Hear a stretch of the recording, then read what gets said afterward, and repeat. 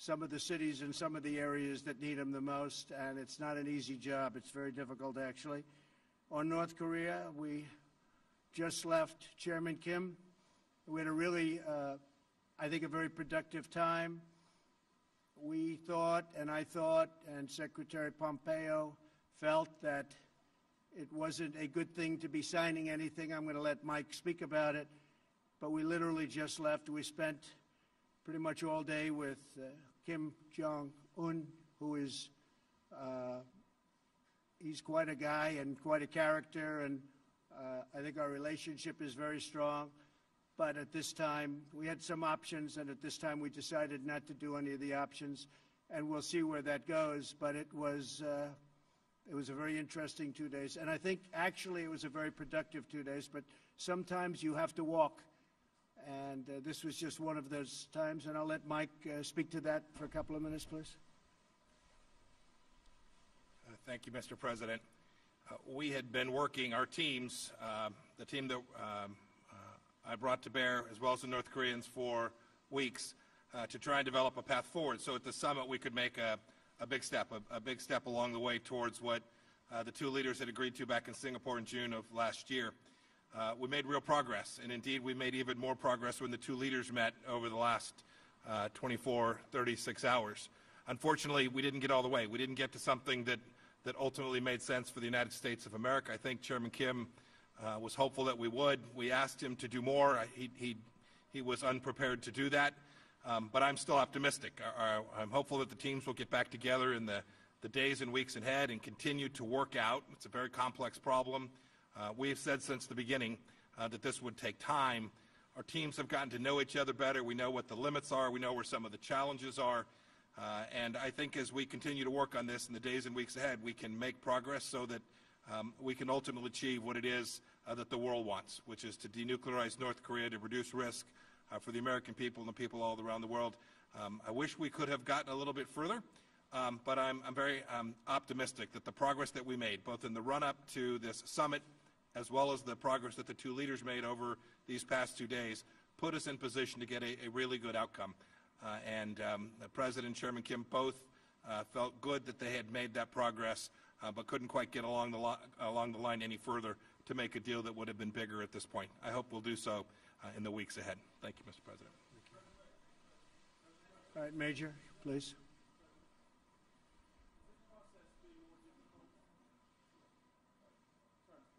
Has this process been more difficult than you thought? And was the North Korean demand for lifting of some sanctions the real sticking point here, in that you did not want to do that and they did? And will there it be was a about third, the sanctions. Will there be a third summit, Mr. President?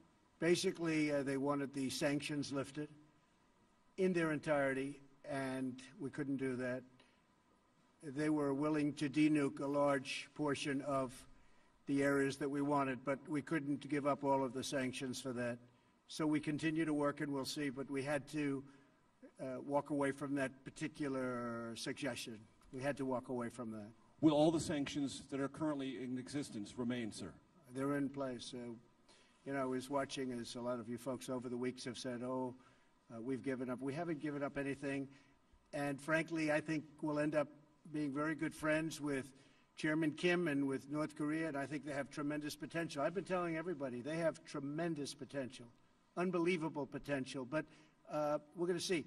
But it was about sanctions. I mean, they wanted sanctions lifted, but they weren't willing to do an area that we wanted. They were willing to give us areas, but not the ones we wanted. John?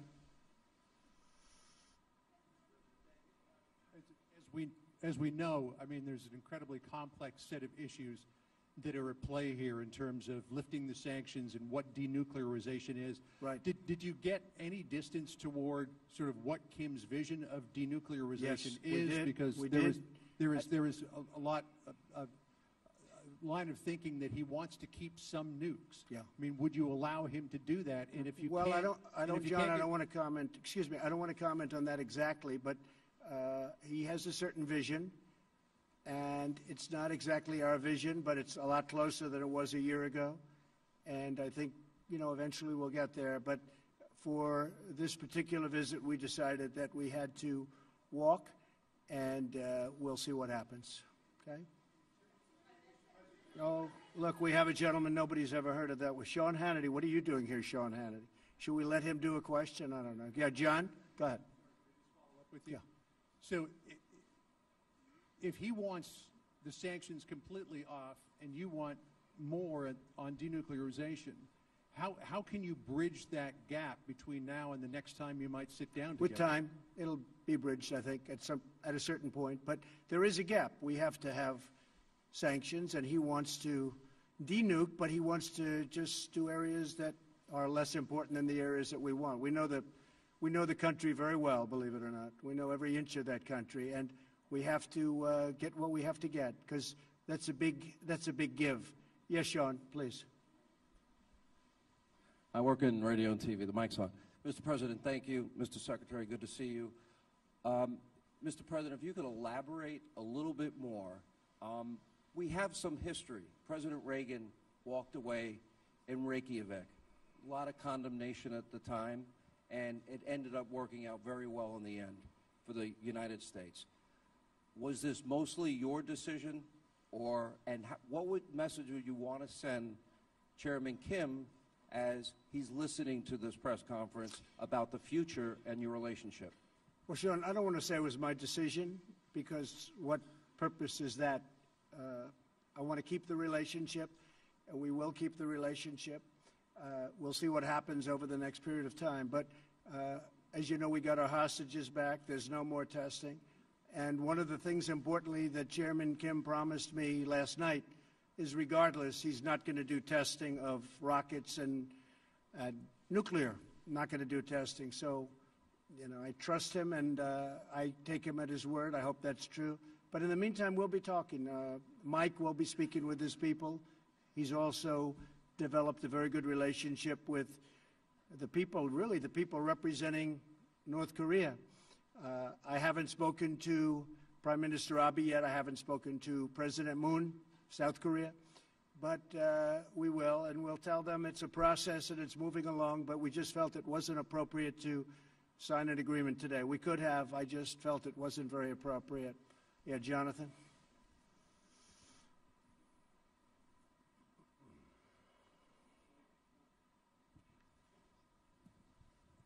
Thank you, Mr. President. Thank you. Two questions, if I may. First, did you learn anything new about Chairman Kim through this meeting?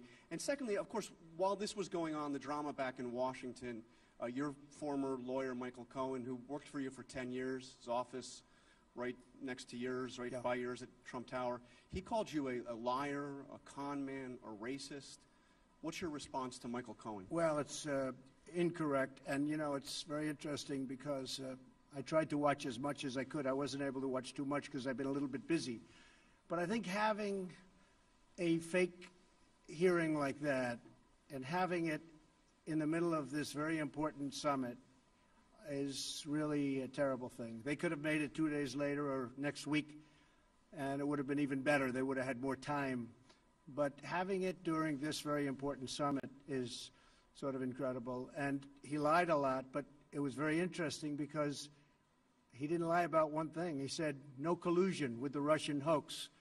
And I said, I wonder why he didn't just lie about that too, like he did about everything else. I mean, he lied about so many different things, and I was actually impressed that he didn't say, well, I think there was collusion for this reason or that. He didn't say that. He said no collusion, and I was a little impressed by that, frankly. He could have gone all out. He only won about 95% instead of 100%. But the fact is there is no collusion, and I call it the witch hunt.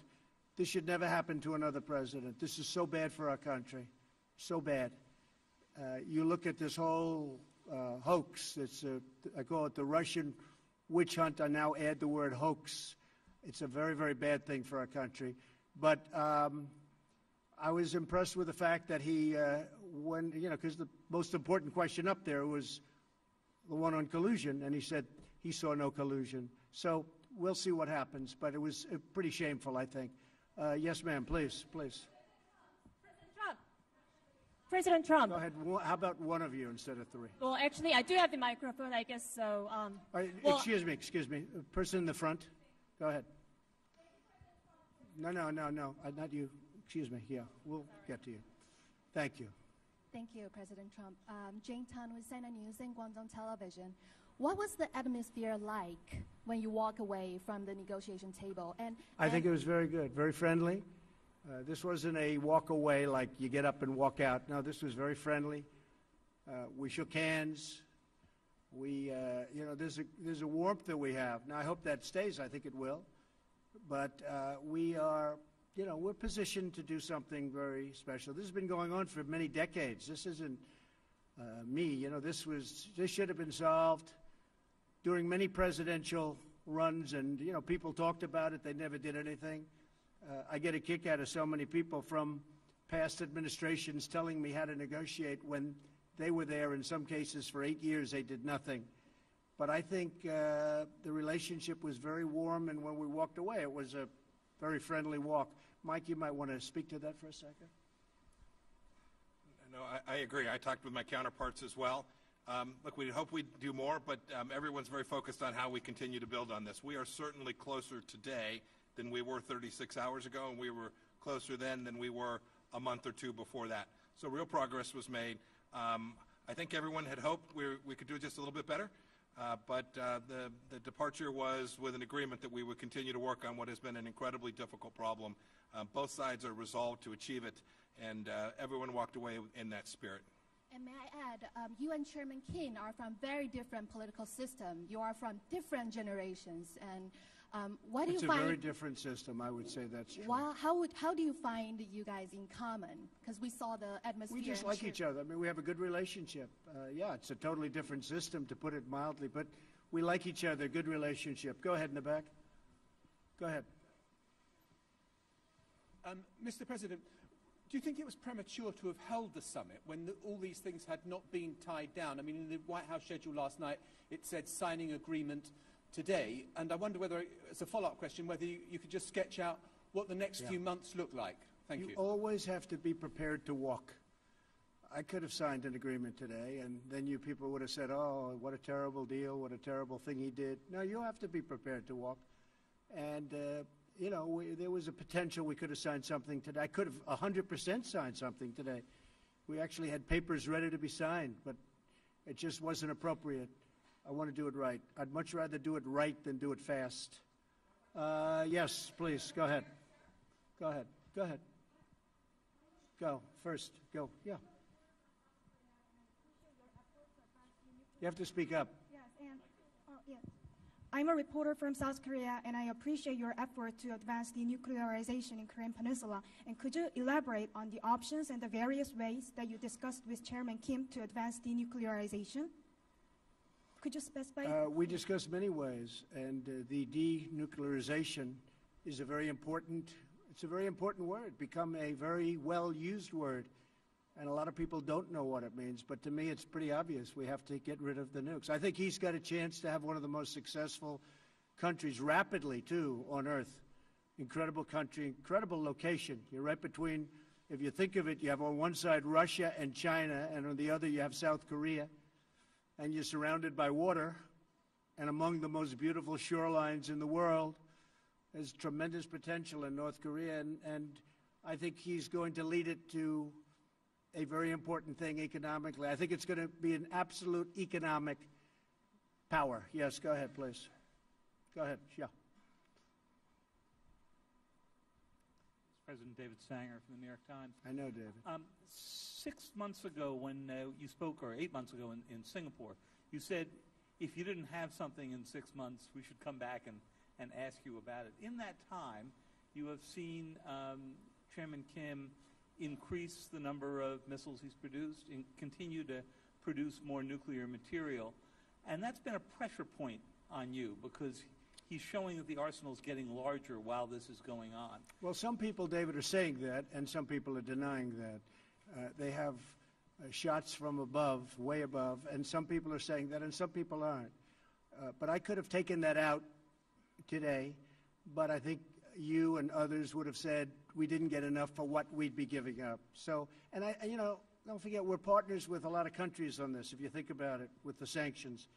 We have a whole big partnership with the United Nations and many countries, including Russia, China, and others. And then, of course, South Korea is very important to this whole thing, and Japan. I don't want to do something that is going to violate the trust that we've built up. We have a very strong partnership. So can you just give us a little more detail? Did you get into the question of actually dismantling the Yongbyon complex? Yes, absolutely. And does he seem willing ultimately Totally. to take all of that out? Sure, totally. He does. He just wants all the sanctions off first. He would do is what that, but he you're wants the sanctions for that. And as you know, there's plenty left after that. And I just felt it wasn't good. Mike and I spent a long time negotiating and talking about it to ourselves. And just, I felt that that particular, as you know, that facility, while very big, it wasn't enough to do what we were doing. So he was willing to do Yongbyon, but you wanted more than that, I assume? We had to have more than that, yeah. We had to have more than that. So you because there are needed other things that you haven't talked about, that you haven't written about, that we found, and we have to have. That was done a long time ago, but the people didn't know about. Including and the we uranium, including yeah, the second uranium enrichment plant. Exactly. And we brought many points up that I think they were surprised that we knew. But we had to do more than just the one level, because if we did the one level and we gave up all of that leverage, it's been taking a long time to build. So he and was, I want to take. He was by not the way, willing to take out that second. David, I want to take off the sanctions so badly because I want that country to grow. That country has got such potential, but they have to give up more. We could have done that deal. Mike, you want to speak to that? Only, David. There are also timing and sequencing issues that were associated with that as well, which we didn't quite get across the finish line as well. But remember, too, even that facility, even the Yongbyon facility, and all of its scope, which is important for sure, still leaves missiles, still leaves warheads and weapon systems. So there's a lot of other elements that we just couldn't get to. And the listing of all of them. Which yes, sir, and a declaration associated. All of those things we couldn't quite get there today. That's right. Go ahead.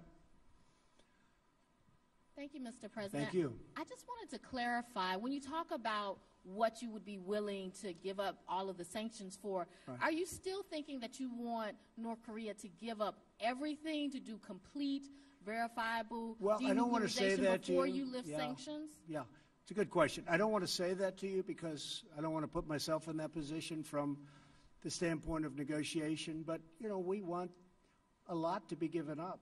And we're giving up. And we'll have to, you know, we'll be helping them along economically, us and many other countries are going to be helping. They're going to be in there. They're prepared to help.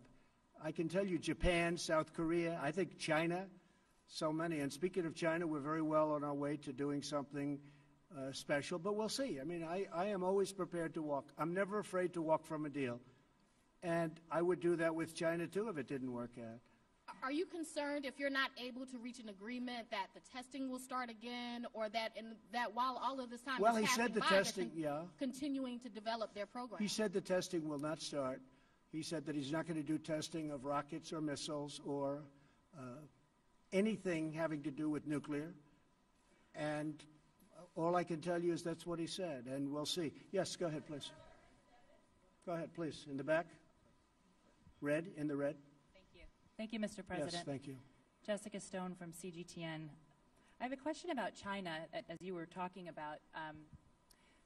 You talk about China being willing potentially to help economically, and the fact that you've talked or will talk to Presidents Moon and Prime Minister Abe. How would you describe China's role in facilitating the engagement that's happened so far between Pyongyang and Washington? I think China's been a big help, bigger than most people know.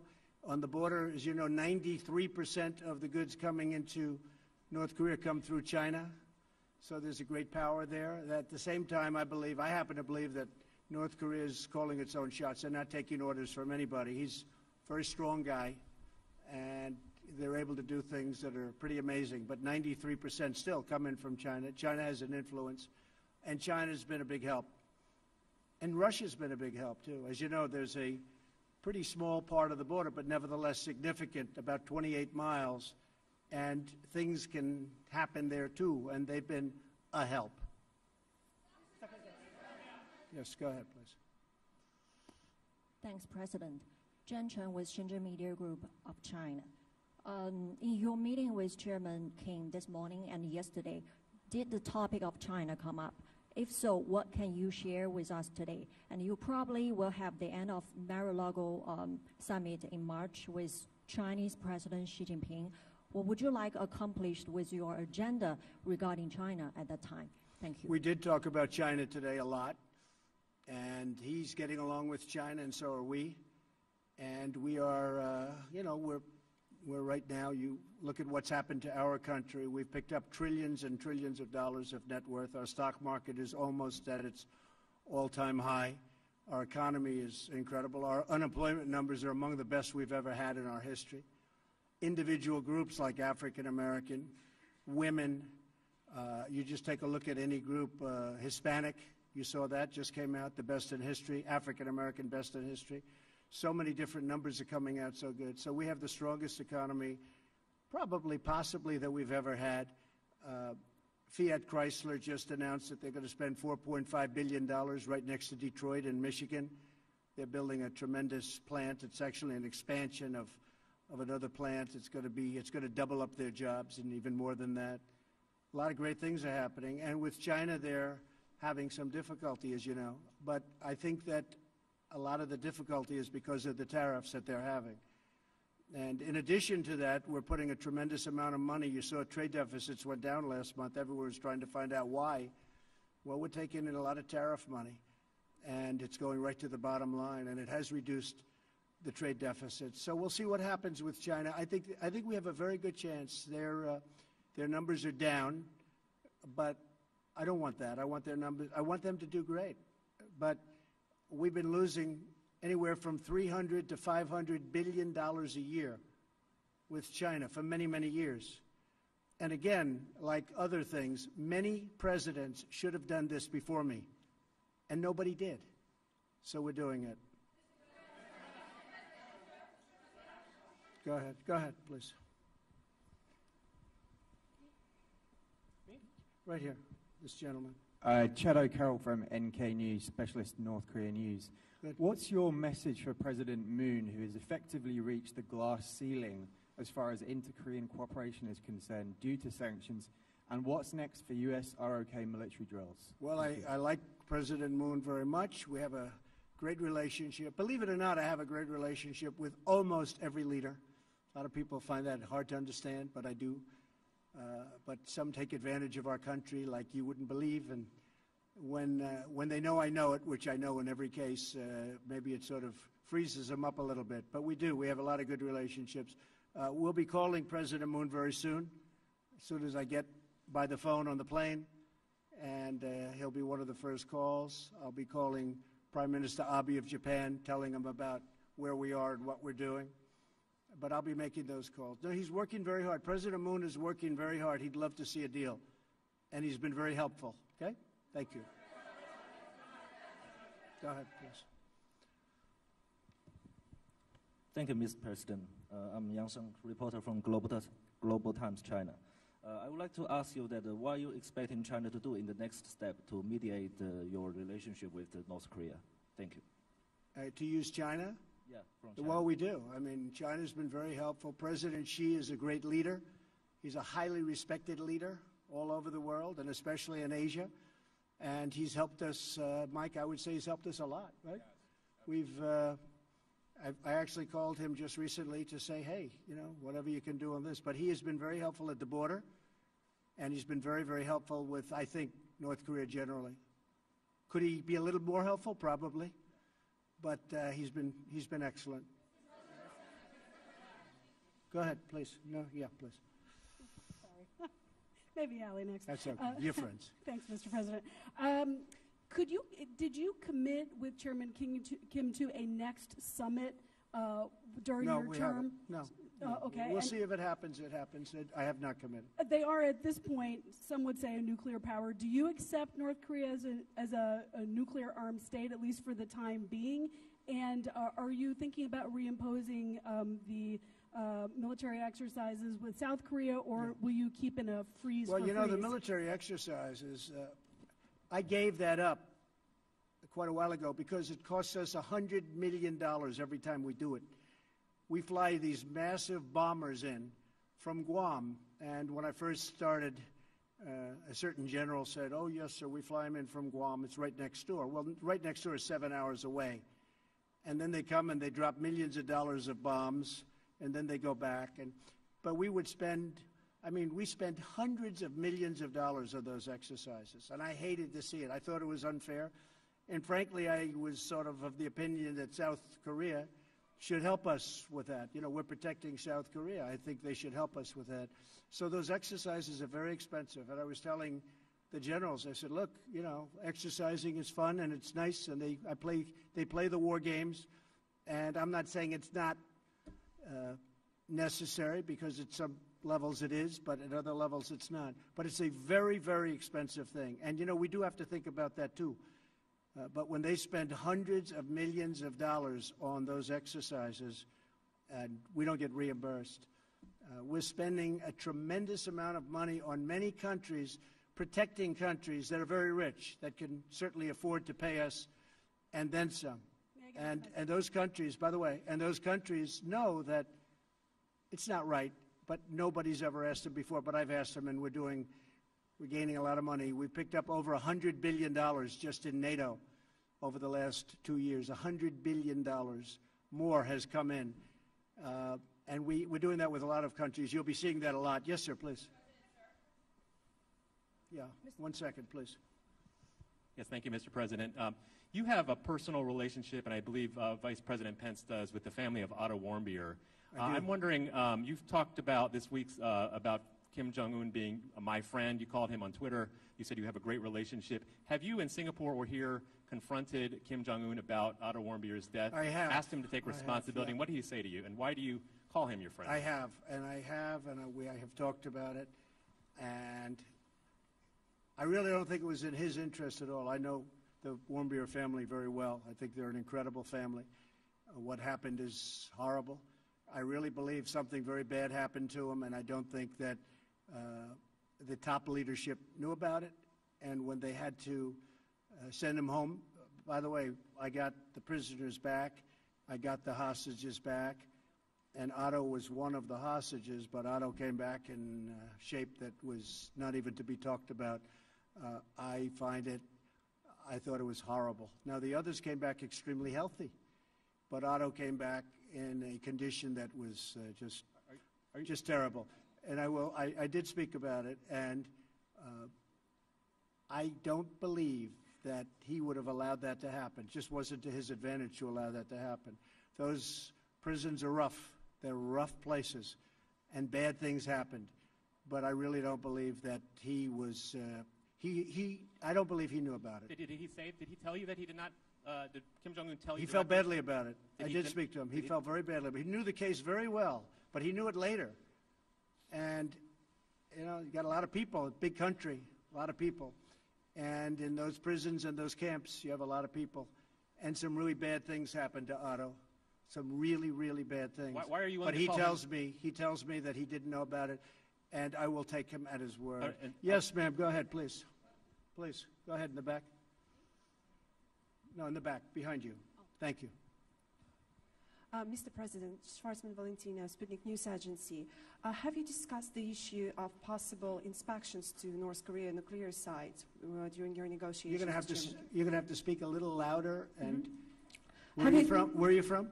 Russia, Sputnik News Agency. Okay. Have you discussed the issue of possible inspections to North Korea's nuclear sites during your talks with the chairman? Why don't you answer that, Mike? No? I can't. Good. Inspections I was worried nuclear about sites. International inspections, yes. Inspections on North Korea? Yeah, inspections we'd be able, to the nuclear we'd be able sites. to do that very easily. We have that set up, so we would be able to do that very easily. The inspections on North Korea will take place, and if we do something with them, we have a schedule set up that is very good. We know things that, as David was asking about certain places and certain sites, there are sites that people don't know about that we know about.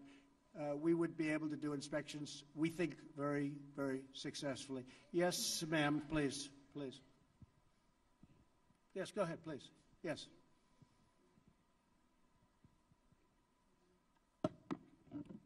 Thank you, Mr. President. A lot of people here, by the way. A big group of people. Yes. Go ahead. Khan News Israel, Mr. Good. President. Good. Following this engagement with North Korea, you're trying to bring peace to the Middle East. Right. The peace plan is about to be introduced in the near future, and as you have mentioned before... Well, we hope. We hope. We're working hard on the peace plan, and we hope it will be. I believe you do, but as you mentioned before, it will require Israel to make compromises to the Palestinians. As far as you know, is Prime Minister Netanyahu willing to make these compromises, which are very much needed? And a second question, Mr. Netanyahu is about to be indicted today with corruption allegations. Do you wish to tell him something on this occasion? Well, I just think he's been a great prime minister, and I don't know about his difficulty, but you're telling me something that, you know, people have been hearing about, but I don't know about that. I can say this, that he's done a great job as prime minister. He's tough, he's smart, he's strong. He is very defensive. His military has been built up a lot. They buy a lot of equipment from the United States, and they pay for it. Of course, we give them tremendous, as you know, subsidy also.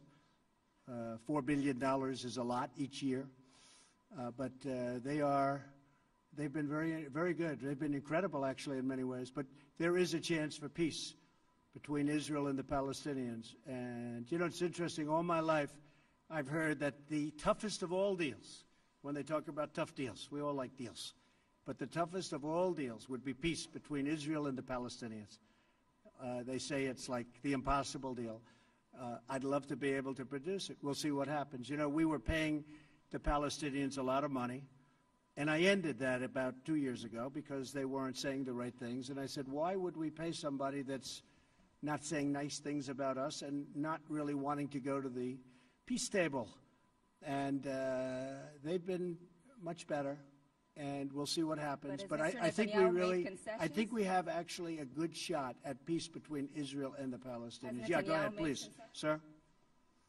Mr. President, I'm from China. My question is, do you still believe it is possible that the North Korea and U.S. relation could be like the U.S. and the Vietnam relation in the future? You have to go again? Do you still believe that it is possible the relation between U.S. and North Korea in the future could be like the relation between U.S. and Vietnam? Yeah, I think we're going to have, we have very, very good relations. And by the way, speaking of, you mentioned Japan, we have a lot of good things happening with Japan. We have trade talks started. For years, Japan has been sending millions and millions of cars in, and as you know, it's not been a very fair situation for the United States. We're starting trade talks with Japan. They actually started about 3 months ago, and I think we'll have a very good deal for the United States. But that's been a very unfair situation. Prime Minister Abe understands that, and that's fine. Yes, sir, please, back there. Thank you, Mr. President. I'm Chun Yi-chang with Shanghai Media Group. Do you think the next meeting could be soon or might take some time? Well, I can't tell you. I mean, it might be soon. It might not be for a long time. I can't tell you. I would hope it would be soon, but it may not be for a long time. I could have done a deal today, but it would have been a deal that wouldn't have been a deal that would have been something that I wouldn't have been happy about. Mike would not have been happy about. We had some pretty big options, but we just felt it wasn't appropriate, and we really want to do it right. Yes, in the back, in the back. Yes, ma'am, please. Debbie Edward, ITV News. At which point did it become clear to you that you wouldn't be getting a deal here in Hanoi? The language from yourself and Kim Jong-un was very positive last night and even this morning, and therefore was it a mistake to come No, I think here? the language was good all throughout. The language has been good even now, but you know, I don't go by language because we had probably the toughest language in the history of diplomacy, if you call it diplomacy, at the beginning, and yet we became very friendly. I don't believe there was any tougher language ever than that. But again, this was something that should have been handled by other presidents long before me, and long before they had the kind of power that they have. But it wasn't. It should have been done by many. I'm not just blaming the Obama administration, which, by the way, it did nothing, absolutely nothing on North Korea. It allowed things that happened and to happen that were very inappropriate. But I'm not blaming the Obama administration. I'm blaming many administrations. Something should have happened. But I don't think the rhetoric's been bad at all. Initially, it was horrible, but now it's been very good. All right, one more. How about you? Go ahead, please. Please, go ahead. Go ahead. South Korea, Kim from South Korea. Good. Channel 8 동아일보 South Korean media outlet here.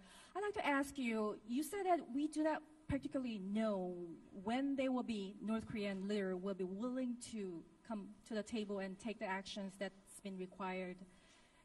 If that's the case, would the U.S. be willing to strengthen the sanctions and perhaps put the pressure on North Korea to move forward? I don't want to comment on that. I can just tell you this, that we have very strong sanctions. I don't want to talk about increasing sanctions. They're strong. They have a lot of great people in North Korea that have to live also, and that's important to me.